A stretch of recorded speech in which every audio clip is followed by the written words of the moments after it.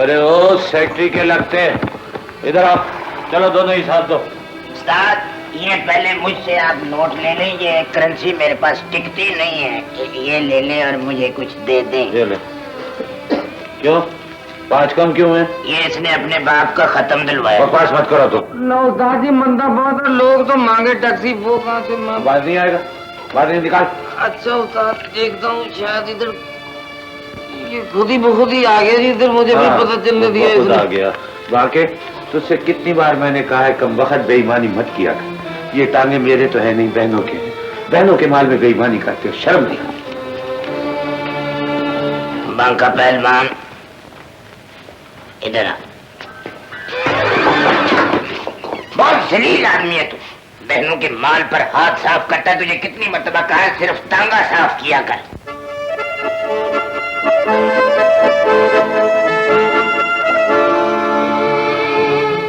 अरे बीवी, पूछ तो लो कि टांग खाली भी है या नहीं। मुंह पर निकाब है तो क्या हुआ, अंधी तो नहीं हूँ, देख सकती हूँ कि टांगा खाली है। अरे मेरा मतलब है खाली तो है, पर मुझे अपने जाती काम से जाना है। चलो थोड़ा सा वक्त है। कहाँ जाना है? जहाँ तुम्हारा जी चाहे ले चलो। मेरा तुमसे क्या रिश्ता है? रिश्ता तो कहीं रहा, मेरी और तुम्हारी तो मंजिल ही एक है।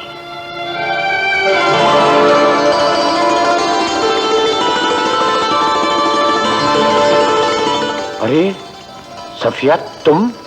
हाँ, क्यों? आपको कोई एतराज है? अब यकीन आया कि मुझे वहीं जाना है जहाँ तुमने जाना है? इतने दिन हमारे घर क्यों नहीं आए? अरे सोचा लोग क्या कहेंगे कि रोजाना मंगेतर के घर आता है। फिर जवान बहने हैं, कहीं ये ना सोच लें कि भाई को हमारी शादी से ज्यादा अपनी शादी की फिक्र है। मंगेतर के घर आते शर्म आती है तो पप्पी के घर आ जाए करो। घर तो वही है ना। चल तुम्हें घर छोड़ दूं, कल से आई हो ना।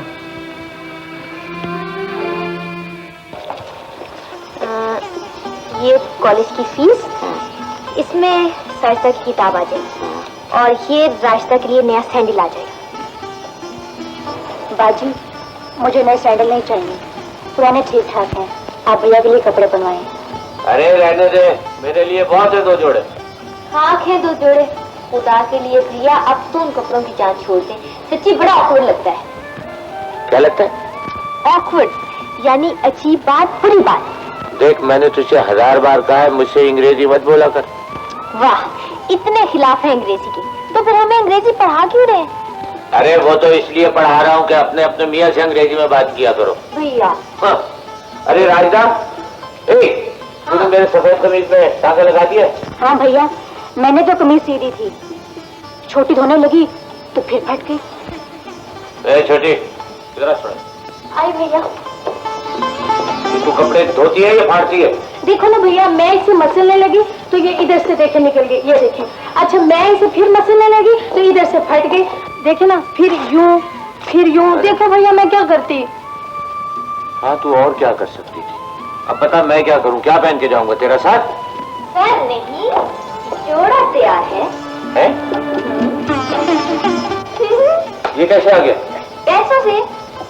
अरे तुम लोग फजूल खर्ची से बाहर नहीं आती। आप फिक्र मत कीजिए, हम तीनों ने अपनी अपनी जेब खर्चने से बचा के ये जोड़ा बनवाया है। कमीज मैंने सिया और शलवार अस्तर और पांची मैंने बनाया। आपने तो मेरा नाम ही नहीं लिया। हाँ, तूने भी बनाया। भैया एक बात कहूँ, आप जल्दी से ना सफिया बाजी को दुल्हन बना के इस घर में ले आए। अरे पहले तुम तीनों को तो रुखसत कर लूं इस घर से। आप तो हर वक्त हम तीनों को धक्का देने की फिक्र में रहते हैं। अरे पगली, मेरा बस चले तो तुम तीनों को सारी उम्र इस घर से न जाने, पर क्या करूं, ये तो दुनिया की रीत है। भैया कल फुप्पो आई थी, कह रही थी कि मैं सफिया को कब तक घर बिठाए रखूं।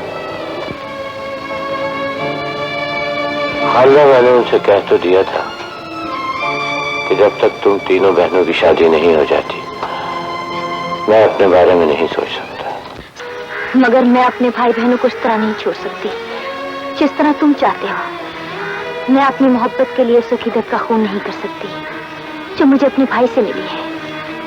मैं उस अकीदत के लिए अपनी मोहब्बत को 1 बार नहीं 100 बार कुर्बान कर सकती हूँ।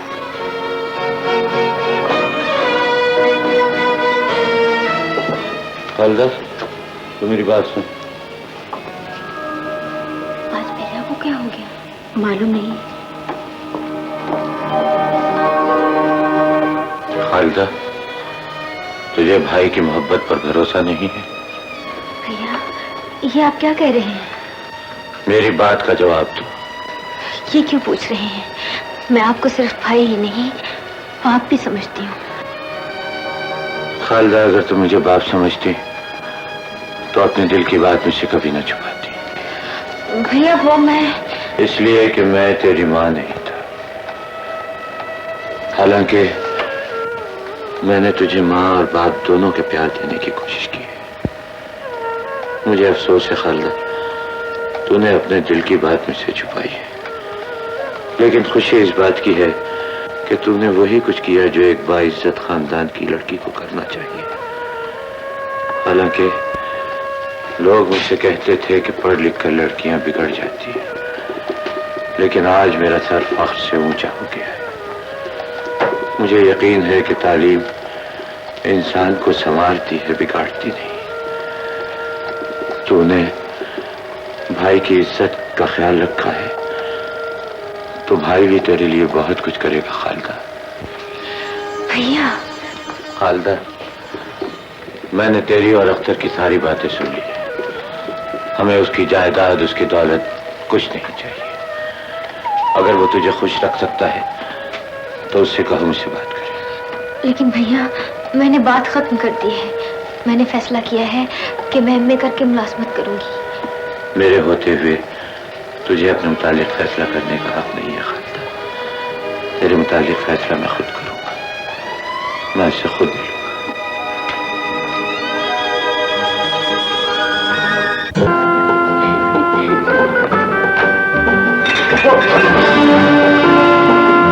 बदतमीज, देख कर नहीं जा सकते? इतनी कीमती साड़ी का बेड़ा हल कर दिया। कौन हो तुम? मुझे माफ कर दीजिए बेगम साहब।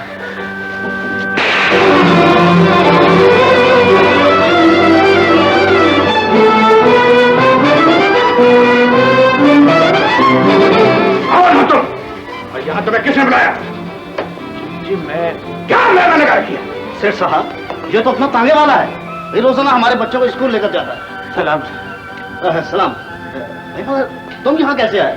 हम यहाँ ऐसे तो नहीं आए, अपनी बहन से मिलने आए हैं, है ना भैया? बाजी खालिदा, देखा आपने भाईजान की तुम्हारे घर में क्या इज्जत हो रही है? क्या बकती हो? हमारी बहू तुम्हारी बहन किस तरह हो सकती है? बहू, इधर आओ। कौन लोग हैं ये? क्या तुमने इन्हें बुलाया है? क्या तुम इन्हें जानती हो? जी, मैं इन्हें नहीं जानती, ना मैंने इन्हें बुलाया है। मगर ये लड़की तो कहती है कि वो यहाँ अपनी बाजी से मिलने आई है। ये लड़की झूठ बोलती है सेठ साहब। मुझे माफ कर दीजिए, मैं टांगे वाला हूँ।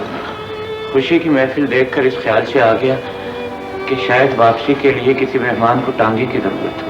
बेवकूफ, नॉनसेंस। ये सेठों का घर है और यहाँ सेठ मेहमान है जिनके पास अपनी कारें होती है। किसी को टांगे की जरूरत नहीं। आउट! आई से गेट आउट!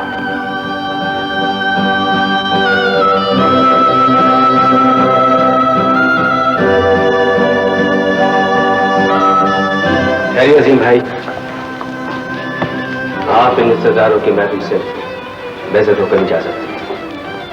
ख़वातीन हज़रात, जिससे आप एक मामूली तांगे वाला समझ रहे हैं, वो एक बहुत बड़ा आदमी है। क्या बकते हो? ठहरिए डैडी। एक छोटा ऐलान आपने किया था जिसे मैंने बड़ी खामोशी और सब्र के साथ सुना। एक सच्चा ऐलान मैं करूंगा जिससे आप भी बर्दाश्त कीजिए। हाँ तो हजरात, मेरे डैडी ने कहा था कि मेरी बीवी सेलोन के एक बहुत बड़े दौलतमंद की बेटी है।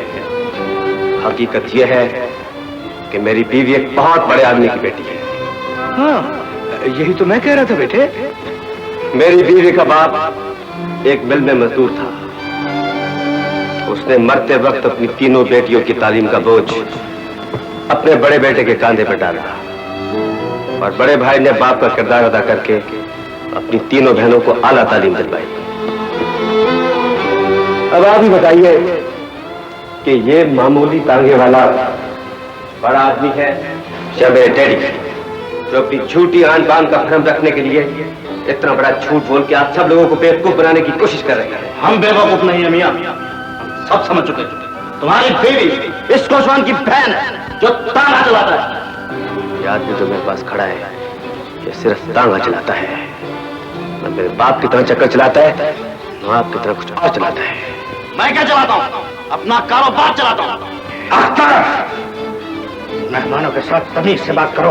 डैडी, मैं आपके इन तमाम मेहमानों को जानता हूँ। नॉनसेंस! इस लड़की को लेकर यहाँ से निकल जाओ।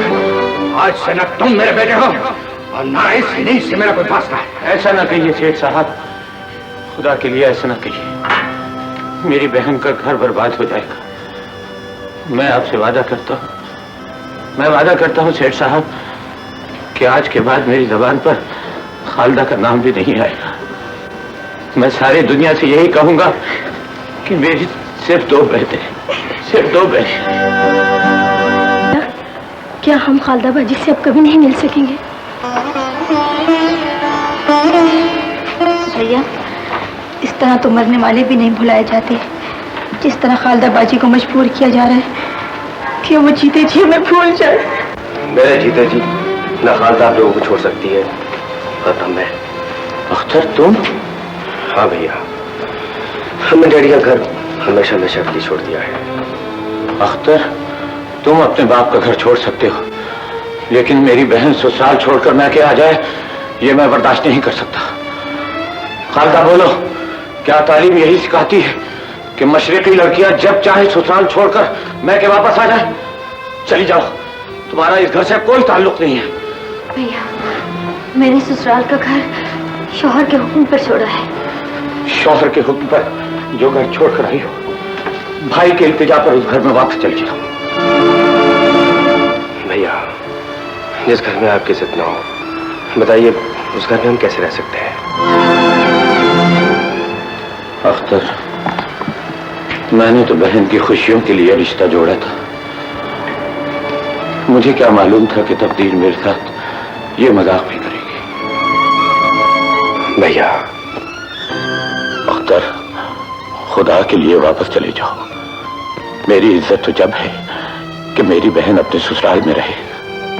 भैया, आपके सब्र की कसम भाईजान, मैं उस वक्त तक उस घर में नहीं जाऊंगा जब तक मेरी बीवी को उस घर में बहू का दर्जा नहीं दिया जाता।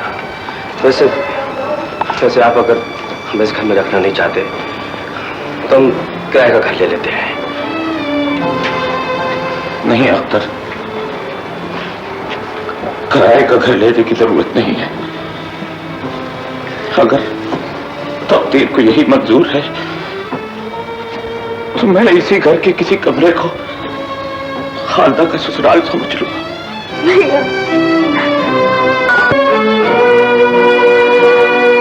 अजीम बेटे,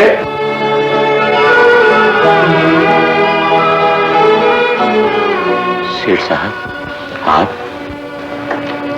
एक टांगे वाले के घर पर?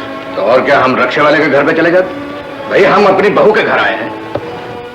बहू? सेठ साहब, आपको गलतफहमी हुई है। आपकी बहू तो किसी बंगले में होगी। यहाँ तो इस तवेले में एक टांगे वाला अपनी बहनों के साथ रहता है। झूठ बोलते हो तुम। वो तुम्हारी बहनें नहीं है, हमारी बेटियां भी हैं। और शायद तुम्हें महसूस नहीं होता, तुम हमारे बेटे हो। आज से तुम सब हमारे यहाँ रहोगे। मैं दुनिया वालों को बता देना चाहता हूँ कि हमारा और तुम्हारा क्या रिश्ता है। रहने दीजिए सेठ साहब, हमें इन बातों से कोई फायदा नहीं। इसका मतलब यह है कि तुमने हमें माफ नहीं किया। कैसी बातें करते हैं सेठ साहब, आप मेरे बुजुर्ग हैं, मुझे शर्मिंदा न कीजिए। अब तुम हमें शर्मिंदा न करो बेटे। सुबह को भूला अगर शाम को घर वापस आ जाए तो उसे भूला नहीं कहना चाहिए। हमें मालूम हो गया है कि तुम सिर्फ नाम के अजीम नहीं बल्कि एक अजीम इंसान हो। इसलिए हम तुम्हारे और अपने दरमियान के तमाम फर्क मिटाकर तुमसे मिलने आए हैं। आओ बेटे, हमारे गले से लग जाओ, वरना हम समझेंगे कि तुमने हमें माफ नहीं किया। क्या कह रहे हैं सेठ साहब?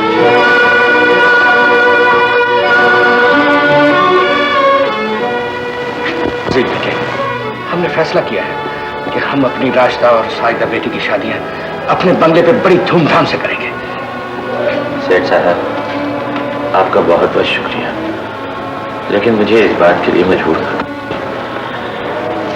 मैं अपनी बहनों की डोलियां उठाने के लिए किसी अजीज की दौलत का सहारा नहीं लेना चाहता। अगर मैंने ऐसा किया तो इस मुल्क के लाखों भाई अपनी बहनों की शादियां करने से पहले अपने अजीजों की दौलत का इंतजार करते रहेंगे। मैं आपकी इजाजत से उन्हें अपनी हैसियत में रहते हुए रुखसत करना चाहता हूं।